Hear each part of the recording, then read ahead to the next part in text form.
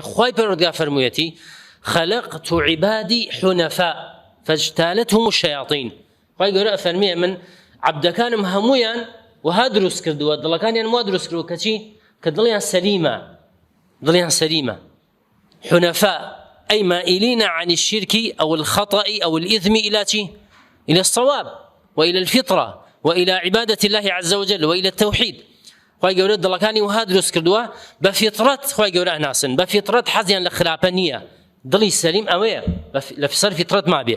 بەڵام ئەو دڵانی کە سەر فیترەت نەماون کە حەز بە خراپە ئەکەن، شرک لەلایەن شتێکی چاکە، لەلایەن عیبادەتە، ئەمانە دڵێکی سەلیم نین، ئەمانە دڵێکی مەدخولن، خراپە چوێتە ناویانەوە لە حەق لایەن داوە. یانە ئەو دڵانی کە تووشی وەسواس هاتوونە، ئەنی کابرایەک تێت وەسواسە، یعنی لە دەست نوێژە، لە نوێژەکەیە، حتا لە کاروباری ڕۆژانەی، لە خۆششتنی، لە کارێک بکە سێرەکەی سەدجا تاکید لە سەرێکاتەوە و هەڵێ وەشێنێتەوە، ئەمە ئینسانێکی وەسواسە، من دڵی تەواو نییە.